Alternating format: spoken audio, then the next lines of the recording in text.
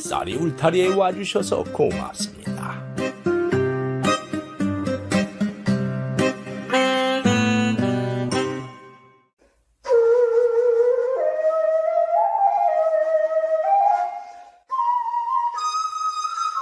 이번 이야기는 업둥이로 맺어진 과부와 호래비에 대한 이야기입니다. 업둥이는 예로부터 복을 가져다 준다고 했는데 과연 업둥이 때문에 어떤 사연으로 과부와 호라비가 맺어졌는지 그 이야기를 시작해 보겠습니다. 옛날 어느 고을에 박시성을 가진 아내와 남편이 살고 있었습니다. 두 사람은 혼인한 지 5년이 지났지만은 아기가 생기지 않았습니다. 그래서 남편은 그 이유가 부인 탓이라고 생각하게 되었습니다. 에이, 씨는 좋은데 밭이 좋질 않으니 애가 생길 리가 있네. 에이. 그래서인지 남편은 부인에게 정을 주지 않고 밖으로 돌아다니며 기생집을 드나들었습니다. 박씨 부인도 자기 잘못이 크다고 생각해서 남편에게 뭐라고 하지 못하고 그저 숙이고 살았습니다. 그러던 중 한양에서 무역을 하고 있는 친구로부터 남편에게 좋은 장사거리가 있다고 연락이 왔습니다. 남편은 큰 돈을 준비해서 한양으로 떠날 준비를 했습니다.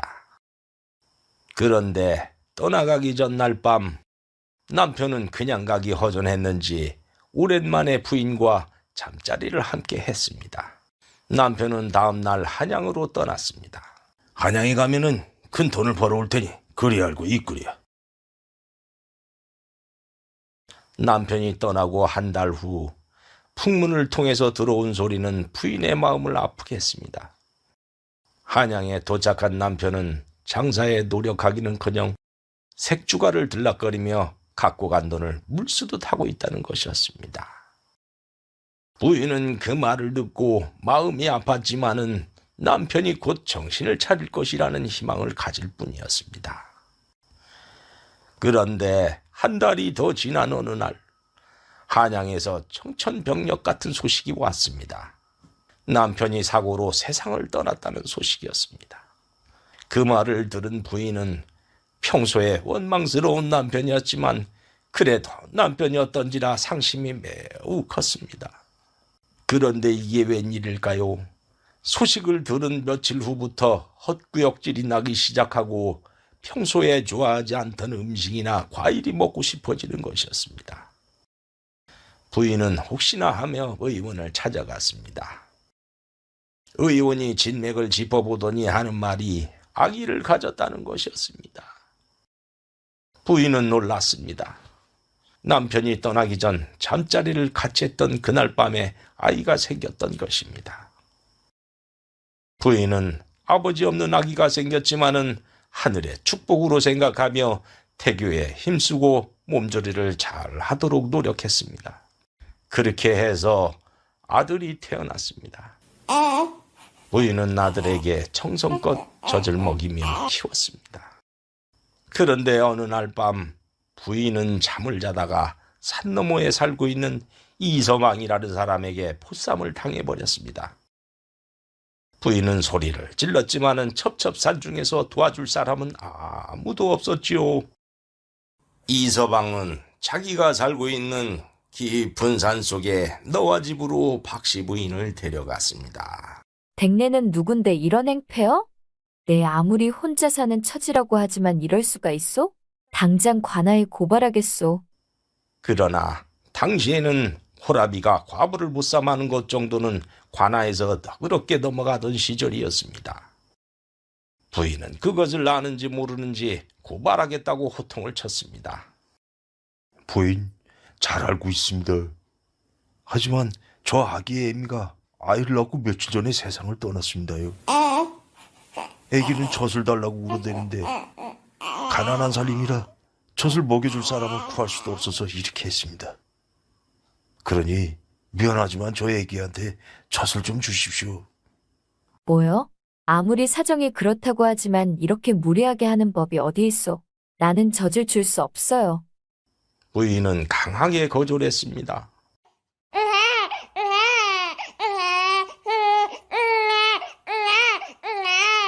그때 아기가 젖을 보채며 울자 이서방은 아기에게 쌀미름이라도 주려고 부엌으로 갔습니다. 부인은 그 틈을 타서 아기를 안고 도망쳤지요. 부인은 산길을 달려 도망갔고 이서방이 뒤쫓아왔습니다. 부인이 도망치다가 어느 낭떠러지 꼭대기에 다다랐습니다. 이제 곧 이서방에게 잡힐 위기에 놓이는 순간 그만 이서방이 발을 헛디뎌서 천길 낭떠러지로 떨어져 버렸습니다. 이서방이 죽었다고 생각한 부인은 서둘러서 집으로 향했습니다.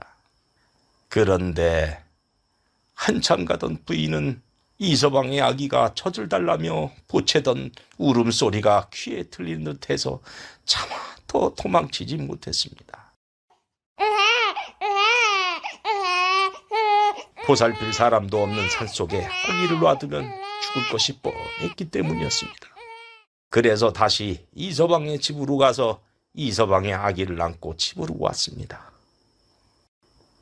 그렇게 해서 박씨 부인은 두 아기에게 젖을 물리며 키웠습니다. 아가, 어여 먹어. 아유, 먹는 것도 이쁘네. 부인은 며칠 동안 데려온 아기에게 젖을 먹이다 보니 그 사이 정이 들어서 친자식 같은 생각이 들었습니다.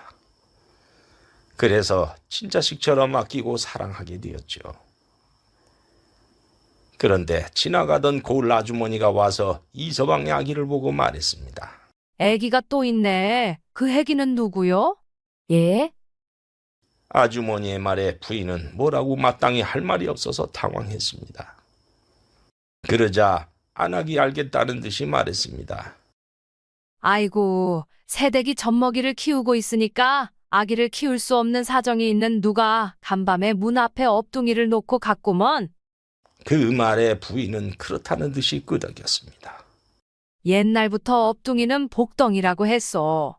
아이고, 복덩이가 왔으니 잘 키워보구랴.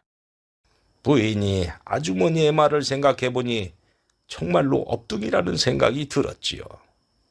그래서 그때부터 부인은 아기를 업둥이라고 불렀습니다. 업둥아, 전 먹자. 어이구, 잘 먹네. 부인은 한 달 먼저 세상에 나온 친자식의 이름을 선동이라고 지었는데 선동이가 형이 되었고 업둥이는 아우가 되었습니다. 며칠 후 죽었을 줄 알았던 이서방은 살아 있었습니다. 절벽에서 떨어졌지만 아슬아슬하게 목숨을 구했고 산속에서 사흘을 누워 있다가 겨우 몸을 추스려 집으로 왔습니다. 이서방은 방문을 열고 아기가 사라진 것을 보고 깜짝 놀랐습니다. 이서방은 여러 고을을 다니면서 아기를 찾았지만 찾을 수가 없었습니다. 그러다가 혹시 하는 생각에 박씨 부인의 집으로 갔습니다. 이서방은 담장 밖에서 부인이 자기 아기에게 친자식처럼 정성스럽게 젖을 주는 것을 보고 깜짝 놀랐습니다. 그리고 감동했습니다. 아니, 저 부인이 내 아이에게 젖을 먹이고 있잖아. 세상에 이렇게 고마울 수가. 그래서 이서방은 보쌈했던 것을 반성하고 부인에게 가서 사죄를 했습니다. 아니, 댁내는 죽은 줄 알았는데 어떻게? 그날 낭떠러지에 떨어져서 죽을 위기를 만났지만은 겨우 목숨을 건졌습니다. 부인, 저의 행동을 용서해 주십시오. 저의 아기를 친자식처럼 해줘서 너무 고맙습니다. 이제 제가 데려가서 어떻게 해서든 키우겠습니다. 아기를 주십시오. 그러나 부인은 아기가 걱정되어서 생각하다가 말했습니다. 젖을 줄 사람도 없는데 지금 아기를 데려가서 어쩌려고요? 아기는 아직 젖을 뗄 때가 아니니 나중에 젖을 때거든 그때 데려가세요. 이서방은 부인의 말을 듣고 너무 고마웠습니다. 부인, 너무 고맙습니다. 그러면 부인께서 저희 아들에게 젖을 주는 대신 제가 무엇이라도 해드리고 싶습니다요. 그날 이후 이서방은 장작도 패주고 농산일도 해주었습니다. 그리고 밤이 되면은 남녀가 유별한지라 저 강가에 있는 움막에서 잤습니다. 부인은 이서방이 헌신적으로 일하는 것을 보고 마음이 조금씩 열렸습니다. 그리고 가만히 생각해 보니 이서방이 자식을 위해서 보쌈을 했던 것이라 이해하는 마음이 생기기 시작했습니다.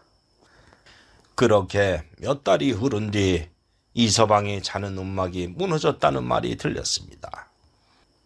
부인은 이서방이 안 돼 보여 집으로 들어오라고 해서 헛간에서 자게 했습니다. 그러던 어느 날 이웃 고을에 추씨 성을 가진 양반이 장정들을 시켜 부인을 보쌈해 오라고 보냈습니다. 너희들은 누군데 이러느냐? 누군지는 알 거 없습니다요. 어서 우리랑 갑시다. 어서 자루를 씌우자. 그때 이서방이 나타나 장정들을 막아섰습니다. 니놈들 어림없다. 에이, 니놈은 누구냐? 그 물음에 이서방은 남편도 아니고 친척도 아니어서 뭐라고 할 말이 없었습니다. 이서방이 머뭇거리는데 박씨 부인이 갑자기 소리를 쳤습니다. 이분은 내 낭군이요. 그 말을 들은 이서방은 깜짝 놀랐습니다. 장정들도 그 말을 듣더니 포기하고 가버렸습니다. 에이, 서방이 있었구나. 에이, 다 틀렸다. 들어가자.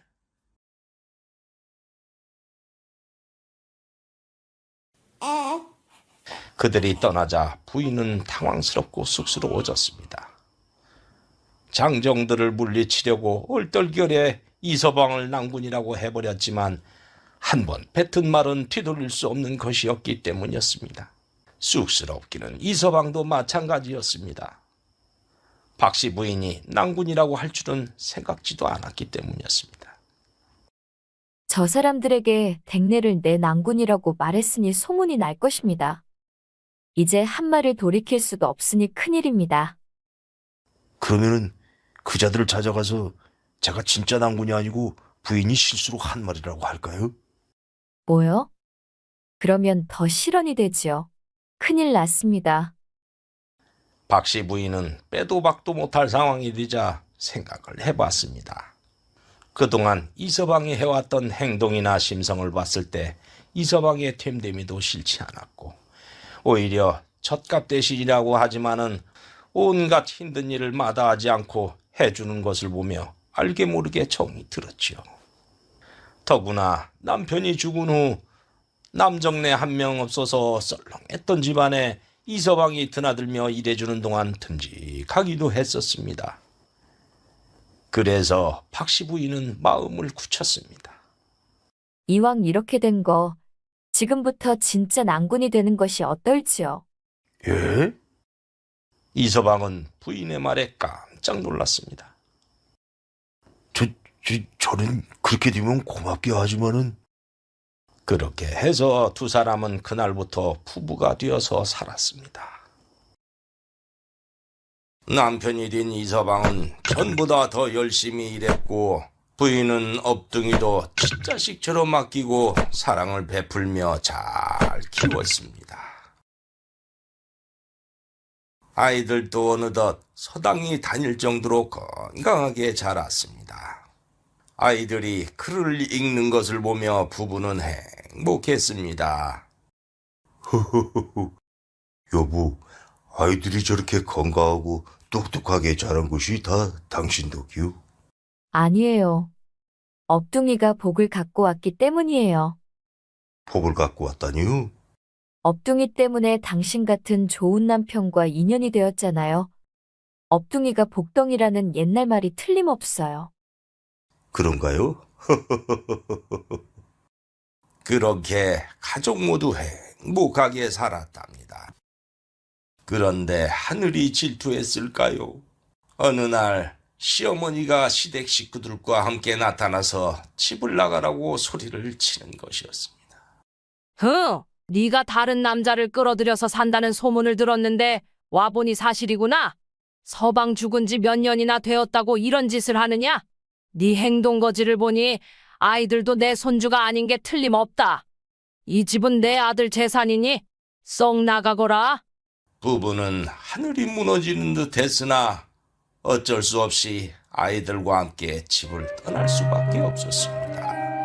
부부와 아이들은 산속에 있는 이서방의 집으로 향했습니다. 산속에서 살기 시작한 부부는 산나물도 캐고 장작도 팔면서 살았습니다. 박 씨는 두 아이를 생각하며 근심이 생겼습니다.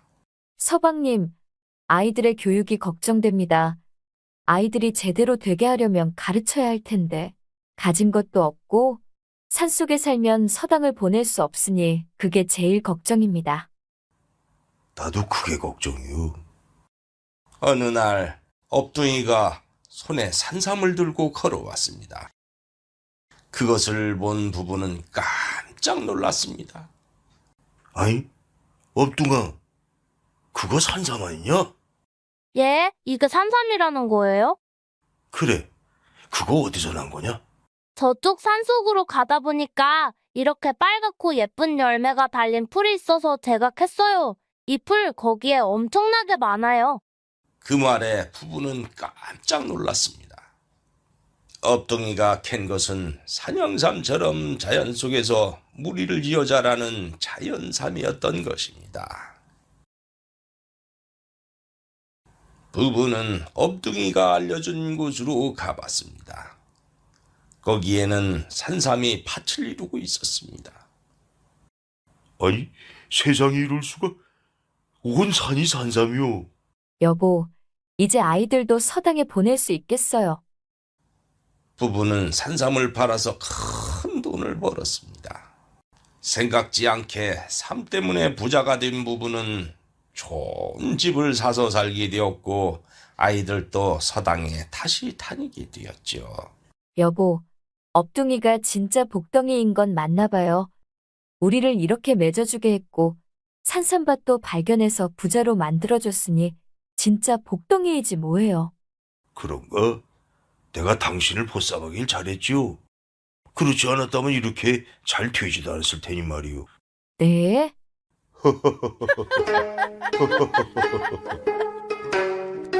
그렇게 가족 모두 행복하게 살았답니다. 지금까지 업둥이 이야기를 하다 보니까 6.25 때가 생각이 납니다. 6.25 때 우리의 어머니들은 총알이 스치는 전쟁터에서도 자식만은 살리겠다고 끝까지 끌어안고 피난을 갔지요.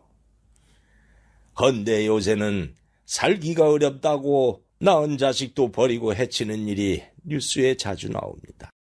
물론 얼마나 힘들었으면 그랬을까 싶지만은 죽음을 불사하고 자식을 끌어안고 달렸던 그 시절의 어머니들이 그리운 것은 저 혼자만의 생각일까요? 이번 이야기 여기에서 마치겠습니다. 감사합니다.